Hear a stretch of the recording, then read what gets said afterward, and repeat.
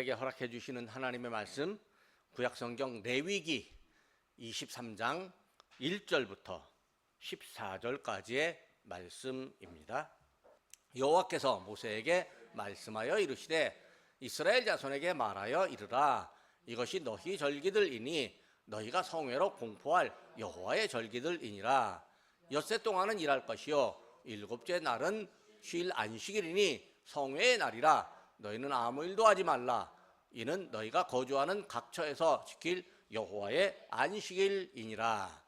이것이 너희가 그 정한 때에 성회로 공포할 여호와의 절기들이니라. 첫째 달 19날 저녁은 여호와의 유월절이요 이달 15날은 여호와의 무교절이니 이래 동안 너희는 무교병을 먹을 것이요 그 첫날에는 너희가 성회로 모이고 아무 노동도 하지 말지며 너희는 이래 동안 여호와께 화제를 드릴 것이요 일곱째 날에도 성회로 모이고 아무 노동도 하지 말지니라.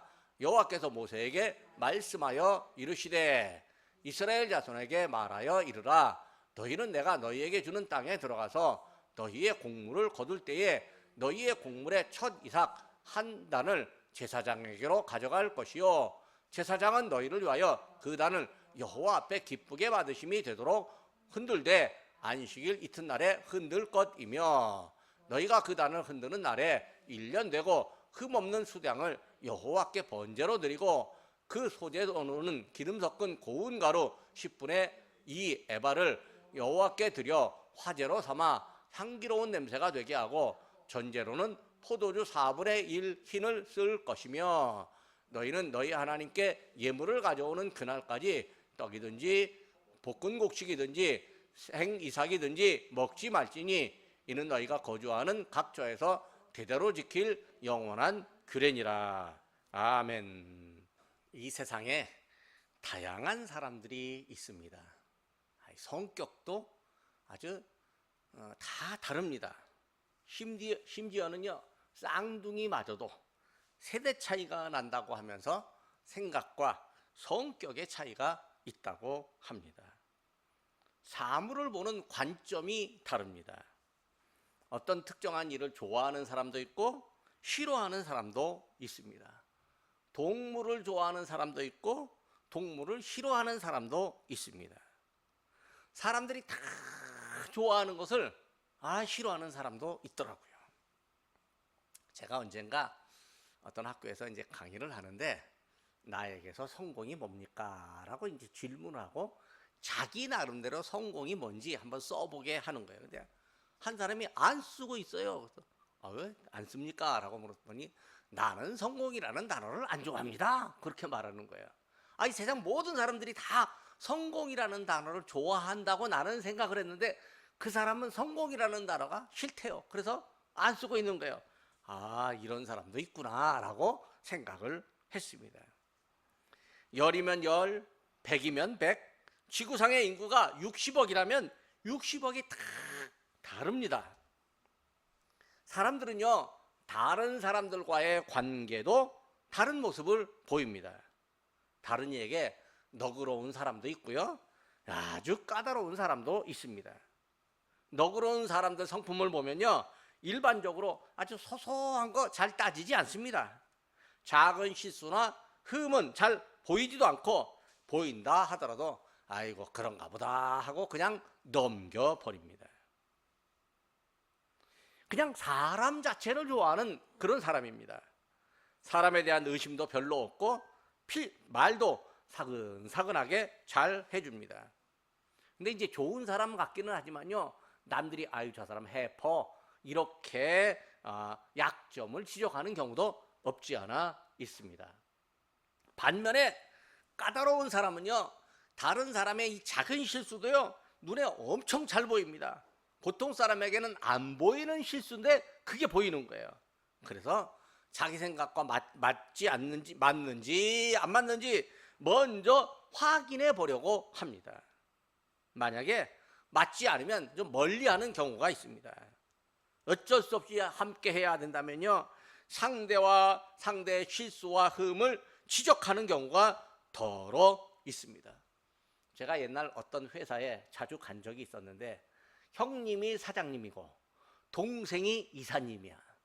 형님은 공학을 전공했지만 문학도 공부해갖고 시인으로 등단하신 분이고 시집도 내신 분입니다. 근데 동생은 이제 농촌에 살다가 열심히 공부해서 법대를 졸업해서 사법시험 1차까지 합격하고 2차는 이제 합격을 못했습니다.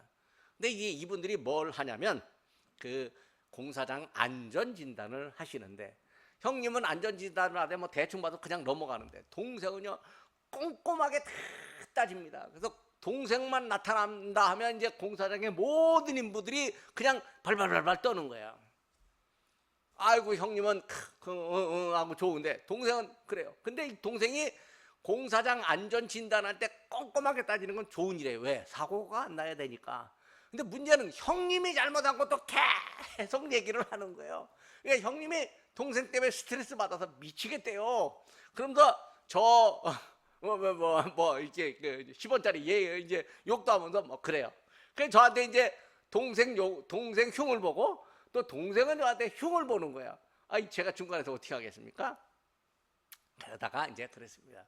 아이고 형 동생이 같은 어머니에게서 나왔는데 성격이 완전히 반대네요. 근데 성격이 왜 완전히 반대여야 할까요? 아니 동생도 형 같으면요 공사장 안전진단 제대로 못해갖고 허수에서 사고 나요. 그렇게 말하고, 아니 형이 동생 같았으면요 둘이 맨날 서로 지적질하다가 싸우는 바람에 아무것도 안 돼요. 둘이 성격이 다르니까 그거는 하나님이 두 사람 화합하라고 다른 성격 맞춰갖고 두 사람 회사 잘 일으키라고 나는 성격을 다르게 주신 거라고 나는 그렇게 생각한다고 그랬더니 그 사장님이 역시 목사님이라 다르긴 하네요. 그렇게 얘기를 하는 거예요. 그러더니 이제 물론 이제 일이 다 끝나고 동생은 농촌으로 가고 이제 고향으로 가고 이제 형은 다시 이제 사업을 하고 그렇게 합니다.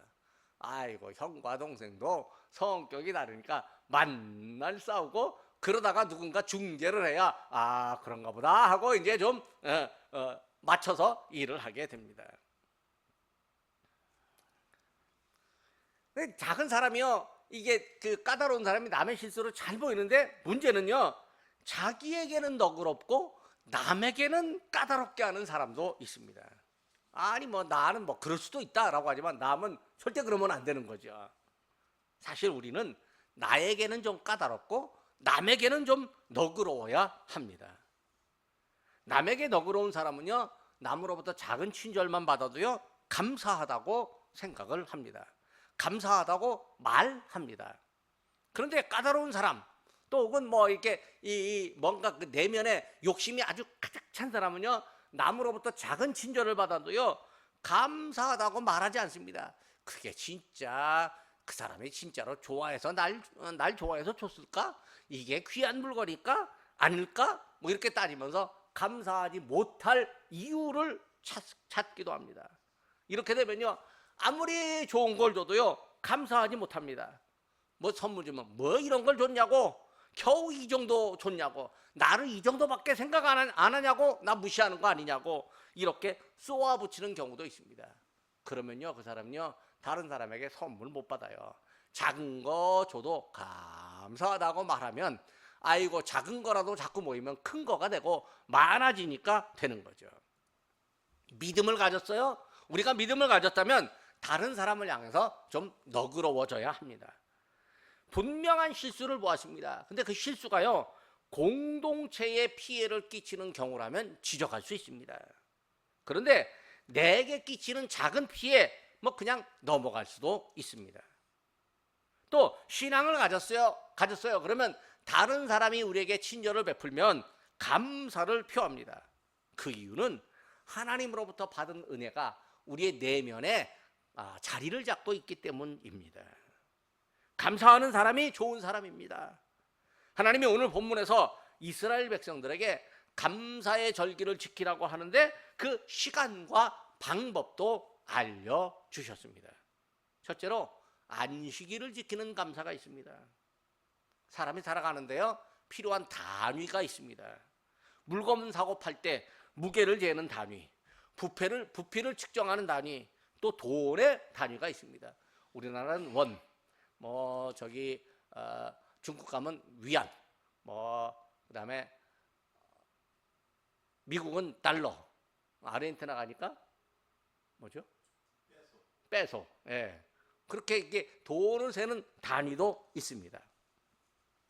부동산을 사고 팔 때는요, 넓이의 단위가 있습니다. 예전엔 평, 요즘은 이제 평방미터, 뭐 이제 더 크면 뭐 헥타르, 뭐 이런 식으로 단위가 있습니다. 건물을 지을 때나 비행기를 탈 때 높이의 단위도 있습니다. 자동차를 운행할 때도 속도의 단위, 거리의 단위가 있습니다. 이 단위가요, 사실 사람들 사이에 약속입니다. 또 상식이기도 합니다. 그래서 사람들 사이에 약속을 지키는데 사용됩니다. 그런데 우리가 살아가는 시간의 단위도 있습니다. 시간은 해와 달과 또 달의 변화에 따라서 계절과 연도가 있습니다. 창세기에 기록된 하나님의 그 창조 이야기에 보면 우리는 거기서 시간의 단위를 찾을 수 있습니다. 하나님이 우리에게 감사하게 하는데 시간의 단위를 활용하십니다. 창세기에 보면 이제 밤이 되고 낮이 되니 이는 첫째 날이라 이렇게 말합니다. 우리는 아침부터 저녁까지를 하루라고 말하는데 그 사람들은 저녁부터 그 다음 날 하루가 지나야 그 다음 저녁이 돼야 하루다 이렇게 이야기를 합니다. 하나님께서 백성들에게 일주일에 한 번씩 안식일을 지켜라 이렇게 명령하십니다. 일주일에 하루 안식일을 하나님께서 정하심으로 하나님의 은혜를 기억하는 시간을 가지라는 거죠. 사람의 몸은 쉬고 우리의 마음과 생각은 하나님의 은혜를 기억하는 시간입니다. 하나님이 백성들에게 안식일을 성회로 삼고 백성들에게 공포해 주셨습니다. 엿새 동안은 일하되 일곱째 날은 쉬라고 하셨습니다. 쉬는 날인데 쉬는 날에 생업과 노동은 쉬지만 그 시간에 하나님 앞에서 거룩한 모임을 가져라, 거룩한 예배를 드려라 이렇게 말씀하십니다. 특정한 날 특정한 시간에 해야 할 일을 가르쳐 주는데 그 안식일, 그 하나님께서 일곱째 날에 백성들에게 하나님께 예배를 드리도록 하나님의 은혜에 감사하도록 가르쳐 주셨습니다. 안식일에 갖는 거룩한 모임은 하나님을 향한 감사가 있습니다. 엿새 동안 일하게 된 것에 감사하고 일곱째 날 쉴 수 있어서 감사합니다. 안식일은 하나님의 은혜에 감사하는 날입니다. 오늘 주일이 늘 하나님 앞에 감사하는 날입니다. 쉴 수 있어서 감사하는 날입니다. 일할 수 있어서 감사하는 날입니다.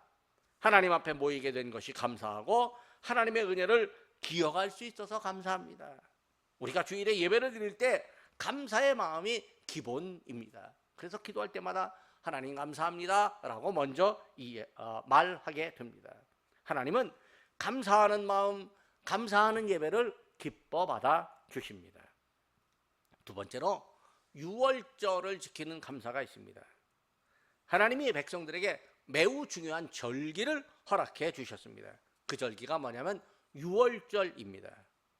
유월절은 이스라엘 날력으로 새해 첫 달 14일 저녁에 지킵니다.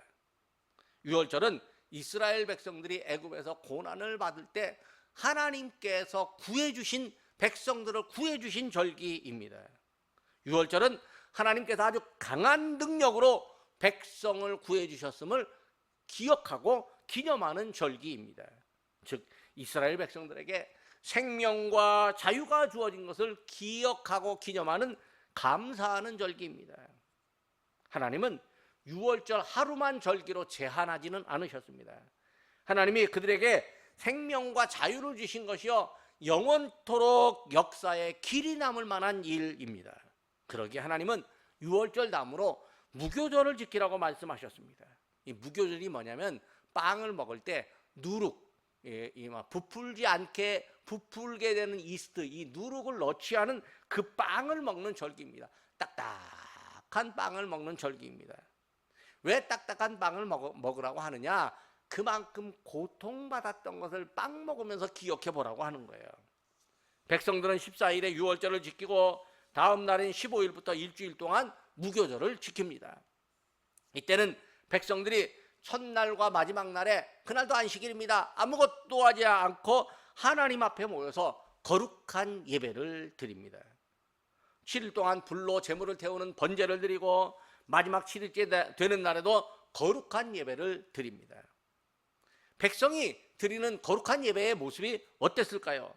하나님께서 그들에게 허락하셨던 생명과 자유와 역사를 기억하고 감사합니다.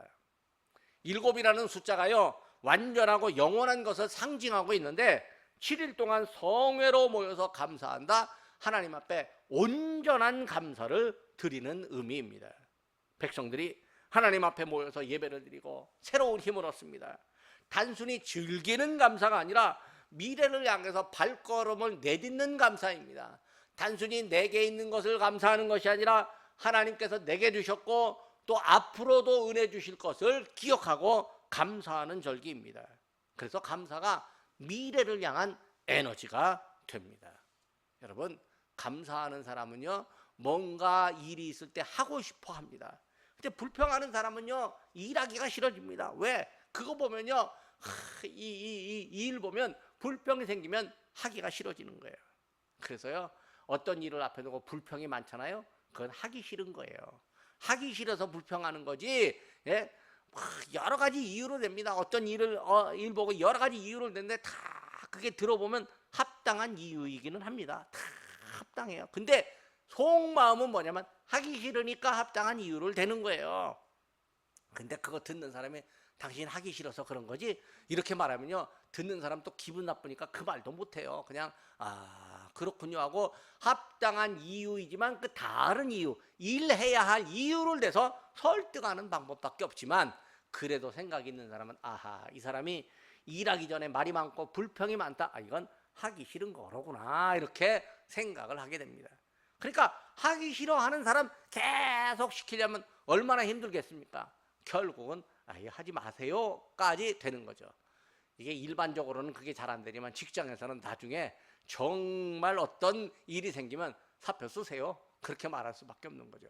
그러니까요, 불평하는 것보다 감사하는 게 오히려 더 많은 기회가 오는 거예요. 감사가 내게 기회가 되니까, 감사가 뭐가 되냐면 그것이 하나님께서 주신 은혜이고 또 미래를 향해서 복을 받는 새로운 힘이 되는 거죠.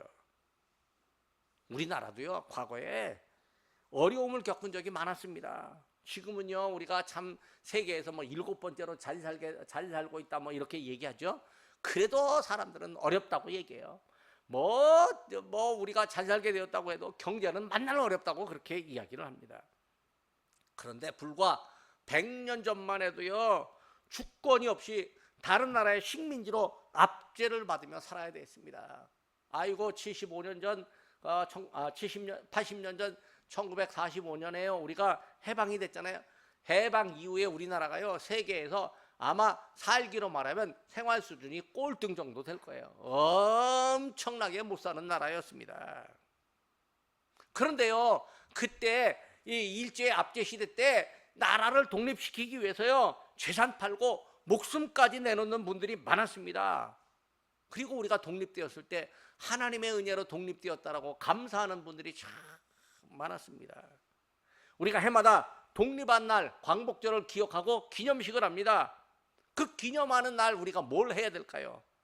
어려움에서 극복하고 오늘을 살게 된 것에 대해서 감사, 더 나은 미래를 설계하는 지혜를 발휘해야 합니다. 여러분, 과거에 우리보다 잘 살았던 나라들 아프리카에도 엄청 많습니다. 남미에도 엄청 많습니다. 근데 지금 우리가 더 잘 삽니다. 아프리카나 남미나 아시아에서요, 대한민국에 한번 방문하고 싶어갖고 꿈꾸는 젊은이들이 엄청나게 많습니다. 왜? 우리나라가 그만큼 멋지다는 거죠. 예전에 우리는요, 저 중동에 가서 건설 근로자 해갖고 돈 벌어 왔습니다. 또 광부나 또 간호사들이 독일 가갖고 돈 벌어서 여기다 보냈습니다. 지금은요, 아프리카 또 중남미, 아시아, 동남아시아에서 한국에 와가지고 여기서 일하고 돈 벌어서 자기 집으로 보내는 경우가 있습니다. 왜? 그만큼 우리가 잘 살게 되었다라고 하는 거죠. 그러면 잘 살게 되었다라고 하는 사실에서 우리가 감사해야 되는데 감사를 못해요. 왜 그럴까요? 이게 다른 사람들과 비교하는 거예요. 다른 사람들은 나보다 이만큼 더 잘 사는데 나는 여기밖에 안 되느냐, 비교하니까 감사가 안 생겨요. 비교가 아니라 하나님께서 내게 주신 은혜를 온전히 생각하면 감사가 생겨납니다. 이스라엘 백성에게 유월절을 지키라는 명령은 우리에게 광복절이 있으니까 더 쉽게 이해할 수 있습니다. 우리의 역사가 다른 사람들의 아픔도 또 그리고 성경에 있는 하나님의 명령도 이해할 수 있고 동의할 수 있게 합니다. 유월절을 지키라는 하나님의 명령을 우리가 맞아, 감사해야 돼 라고 우리가 아멘으로 순종할 수 있게 합니다. 우리 역시 오늘 자유로운 믿음 생활을 할 수 있음에 대해서 감사해야 됩니다. 자유로운 믿음 생활을 할 수 없는 분들을 향한 거룩한 부담감도 가져야 됩니다. 이것이 유월절을 지키는 마음입니다. 셋째로 제사장에게 확인해 주는 감사가 있습니다. 유월절은 이제 보리 추수가 시작되는 시기입니다. 아주 옛날 이스라엘 달력은요, 지금의 달력과 좀 다릅니다. 우리가 과거에 음력을 많이 지켰던 것처럼 이스라엘도 독특한 달력이 있습니다. 이스라엘 달력으로 8월쯤 늦은 비가 내리는 시기에 보리를 파종합니다. 한국으로 말하면 이제 한 2월쯤 됩니다. 그리고 다음에 1월, 한국으로 말하면 7월 초쯤에 늦은 비의 마지막 때쯤에 이제 보리를 거두게 됩니다. 6월절은 보리를 거두게 될 시기가 다가왔음을 알려줍니다. 6월절과 무교절을 거룩하게 지키고 감사하는 사람들이 이어서 보리를 추수하기 시작합니다. 하나님은 백성들이 보리를 거둔 후에 할 일을 가르쳐 주셨습니다.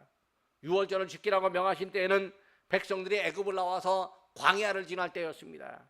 광야를 지나고 젖과 꿀이 흐르는 약속의 땅으로 들어갔을 때 백성들이 반드시 해야 할 일이 있는데, 그것은 하나님께서 지키라고 명하신 유월절을 지키면서 또 그리고 보리를 추수할 때 제사장에게 확인해 주는 방법입니다. 어떤 방법일까요? 백성들이 보리 씨앗을 뿌리고 추수를 한 뒤 첫 이삭 한 단을 제사장에게 가져가야 됩니다. 제사장은 그것을 하나님 앞에 보여서 감사를 표현합니다. 그날에는 1년 되고 흠없는 숫 양을 번제로 드려서 하나님께 또 감사로 표합니다. 백성들이 제사장에게 이제 우리 추수를 하게 되었습니다 라고 감사를 표현합니다.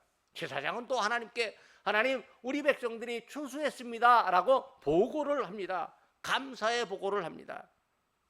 사람들은 보이는 제사장 앞에 감사하는데 그것이 사실은 보이지 않는 하나님 앞에 감사하는 일로 연결됩니다.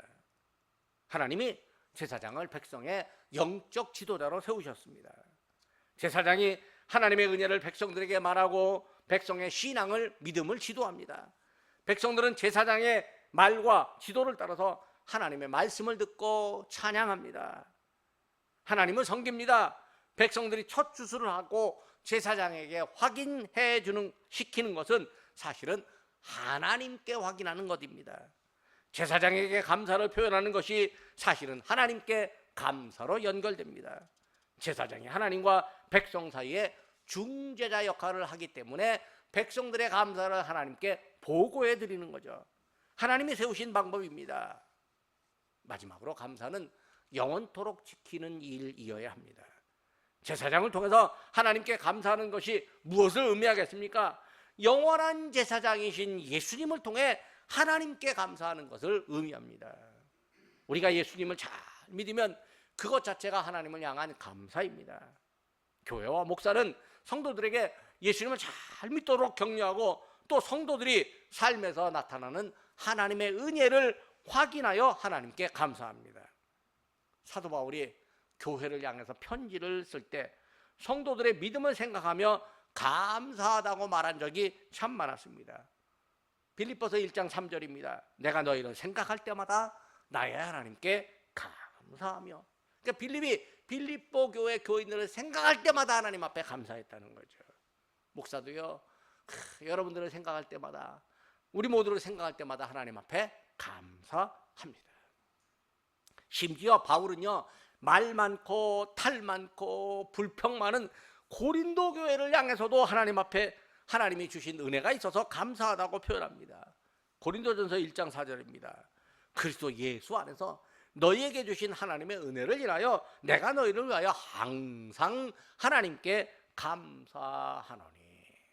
그러니까요, 아이고 사람 보면 그 사람 보면 감사할 것이 없는 사람이라 할지라도 그래도 그리스도 안에서, 예수님 안에서 감사할 것은 있다고, 그렇게 사도 바울이 말하는 거예요.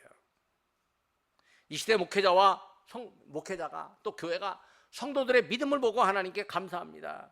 그러므로 목회자가 이 땅에서 제사장의 역할을 하면서 하나님 앞에 감사합니다. 본문에는 제사장이 가루를 하나님 앞에서 태웁니다. 여기서 매우 중요한 점은 하나님께 드리기 전까지는 백성들이 무엇이든지 먹지 말라, 이렇게 명하신 일입니다. 하나님께 드리는 게 가장 중요하다라고 하는 거죠. 우리가 식사할 때 예전엔 그랬어요.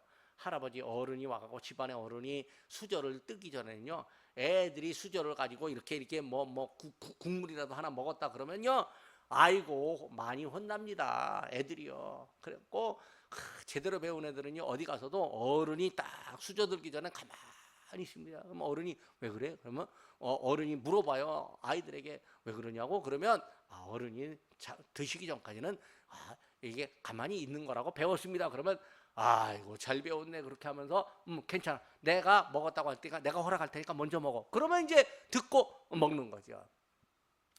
이게 어른들이 아이들에게 식사 예절을 가르치는 것과 똑같습니다. 하나님이 우리에게 먼저 주셨으니 하나님께 먼저 드린 후에 먹어라, 그 뜻이에요. 감사는 내 것을 먼저 챙기는 것이 아니라 하나님께 드릴 걸 먼저 챙기는 일입니다. 다른 사람 앞에 감사하는 것도 마찬가지예요. 내가 가져야 할 것을 먼저 챙기고 남에게 주는 것은 의미가 있기는 합니다. 그런데 어떤 분은요, 자기 것 또한 챙기고 남에게 주는 분이 있어요. 이런 분들에게 사람들은요, 자기 것도 못 챙기는 바보라고 할까요? 아니면 다른 이를 존중하고 배려하는 생활을 해야 한다고 말하면 좋을까요? 사람과의 관계에서도요, 남의 몫을 생각할 수 있다면 하나님을 향해서는요, 당연히 하나님의 것이 먼저여야 됩니다. 제가 사는 동네에 어떤 이제 나이 드신 할머니 한 분이 계시는데, 이분이 동네 조그만 회관에 관리를 했어요. 근데 이분이 관리를 하는데 이제 그 동네 회관에 이제 사람들이 모여갖고 회비를 내면 한 달에 한 10,000원 정도 회비를 낸대요. 30명 회비를 내면 30만 원 정도 되죠. 근데 그놈을 갖고 이제 동네 노인들 짜장면 봉사를 한대요. 근데 일주일에 2번 짜장면 봉사를 하면요, 30만 원 갖고 택도 없어요. 근데 이분이 자기의 사재를 털어서 한 달에 50만 원도 내고 100만 원도 내고 그래갖고 짜장면 봉사를 10년을 했답니다. 와, 대단한 거죠. 근데 그분이 이제 시동생과 같이 사업을 해. 시동생이 저한테 하는 말이, 이 양반은 자기 건 챙기지도 않고 남의 것만 먼저 준다고 그렇게 얘기를 하는 거예요. 어이구 참 대단하다. 예수 안 믿는 분인데 대단하다고 생각했어요. 그분에게 이 동네에서 어떤 행사를 한다고 하니까 걱정하지 말라고 스카프 200개 만들어 주겠다고. 세상에 기름동 사시는 분이 번동 사시는 분들을 위해서 스카프 200개 선물도 주신다는 거예요. 얼마나 감사한지 몰라요. 이게 다 그렇게 하는 거예요. 우리 서경철 집사님도 이 동네 분들을 위해서 선물 주신대요. 얼마나 감사한지 몰라요. 하나님께서 주시는 은혜인 거예요. 하나님이요, 백성들이 머무는 곳이라면 어디든 어느 곳이든지 대대로 영원토록 감사의 절기를 지키라고 명령을 합니다. 사실 이 시대의 교회들과 성도들이요, 오늘 우리가 읽는 본문과 똑같이 하지는 못합니다. 그러나 감사의 정신만큼은 여전합니다. 쉴 때는 쉬고 하나님께 감사할 때는 감사하고 하나님께 드리는 것을 가장 먼저 해야 합니다. 감사의 정신만큼은 영원합니다. 세상이 끝나도 우리의 일이 어려워져도 감사의 정신만큼은 사라지면 안 됩니다. 그리고 하나님과 우리 사이에 중보자 되신 예수님의 은혜도 영원합니다. 예수님으로부터 받은 은혜를 기억하고 하나님께 감사하는 일도 영원합니다. 우리는 시간과 절기마다 하나님께 감사하며 영원토록 감사합니다. 매일 매순간이 감사하는 시간이어야 되지만 그렇게 못하니까 하나님께서 우리에게 감사하는 날 주일을 허락하시고 감사하는 절기를 허락해 주셨습니다. 주일에 감사를 표현하고 절기에 감사를 표현합니다. 어느 돈 많은 부자가, 돈이 엄청 많은 부자가 가정부를 두고 살았습니다.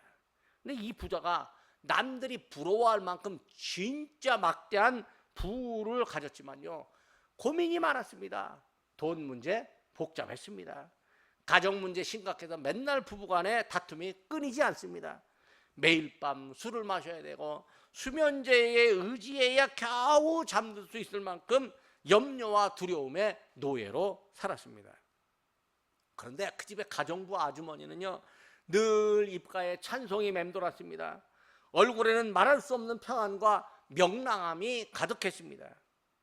어느 날 부자 주인이 아주머니에게 물어봤습니다. 아주머니, 집도 없이 남의 집 살이 하는데 도대체 뭐가 그렇게 즐거워서 맨날 그렇게 얼굴에 하하호호 웃으면서 삽니까?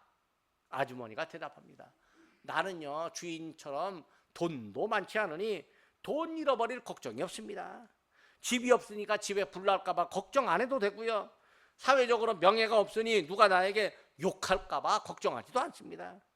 또 이미 병들어서 죽을 뻔한 몸이었는데 다시 살아났으니까 건강 때문에 굳이 걱정할 마음도 없고, 이 언제 뭐 죽는다 해도요, 이 불편한 몸 잊어버리고 하나님께로 갈 것이니까 세상 내 나이만큼 살아보니 세상에 뭐 크게 욕심낼 것도 없고 그러니 이대로 행복합니다 라고 얘기했어요. 이 말 들은 주인이요, 조용히 방에 들어가서 깊이 생각에 잠겼습니다. 여태까지 나는 뭐 위해 살았지? 내가 열심히 배우고 땀 흘려 많이 벌었는데 결국 근심거리만 모은 것에 지나지 않았구나. 아이고, 저 아주머니는 마음으로부터 자족하며 감사하며 사는 것을 벌써 배웠는데 나도 저렇게 자족함을 하는 법을 먼저 배웠어야 되는데. 그리고 주인이 자기 삶을 후회하고 도리어 또 자족하는 법을 연구하느라고 근심이 하나 더 생겼다고 합니다. 세상이 주는 평안은요, 불안한 평안이지만 주님이 주시는 평안은 감사를 통해서 누리는 평안입니다. 예수님이 주시는 평안은요, 환경의 지배를 받지 않는 하늘의 평안입니다. 우리는 이미 하나님으로부터 많은 은혜를 받았습니다. 우리는 삶의 여건이 어떠하든지 이미 받은 것을 생각하면 감사할 수 있습니다. 비록 나라가 힘들다고 하고 경제가 어렵다고 하지만 그런 사람 많아도요, 2026년 반을 지내왔으니 감사합니다. 맥주감사주일에 우리는 한 번 더 하나님께 진심으로 감사할 수 있어야 합니다. 기도하겠습니다. 뿌린 사람에게 수확의 열매와 추수의 기쁨을 주시는 하나님 아버지, 농사의 씨, 눈물로 기도하는 소원의 씨, 최선을 다하려는 노력의 씨를 주신 뿌린 심령들에게 무르익은 열매를 안겨주시니 감사드립니다. 오늘 맥주감사주일 감사 예배를 드립니다. 농사를 짓는 마음으로 맥주절을 맞이하여 하나님께 첫 열매를 드립니다. 소득의 첫 열매는 모두 하나님의 소유라는 사실을 깨닫고 알게 하옵소서. 수입의 첫 열매, 하루의 첫 시간이 하나님의 것인 줄 알고 하나님과 함께하는 아름다운 삶을 살게 하여 주시옵소서. 안식일을 주일을 지킴으로 감사가 생활화되게 하시옵소서. 해 뜨는 데부터 해 지는 데까지 감사 찬양을 받으시기에 합당하신 하나님 아버지, 지난 반년 동안에도 영혼과 육신의 열매를 맺게 하신 은혜에 감사를 드립니다. 이 감사의 마음으로 하나님께 영광이 되게 하시고 우리에게는 축복의 기회가 되는 절기가 되게 하시옵소서. 이제 남은 6개월을 살면서 하나님의 은혜를 망각하지 않게 하옵소서. 감사하는 심령으로 이 세상에서 실패하거나 낙담한 영혼들을 위로하고 섬기며 살게 하시옵소서. 6월절에 감사를 지키듯이 특별한 감사가 저희들 안에 넘치게 하시옵소서. 제사장과 함께하는 감사처럼 각종 좋은 것을 함께 나누고 확인하는 감사가 있게 하시옵소서. 영원토록 감사하는 저희로 인도하시옵소서. 우리 주 예수 그리스도의 이름으로 기도드립니다. 아멘.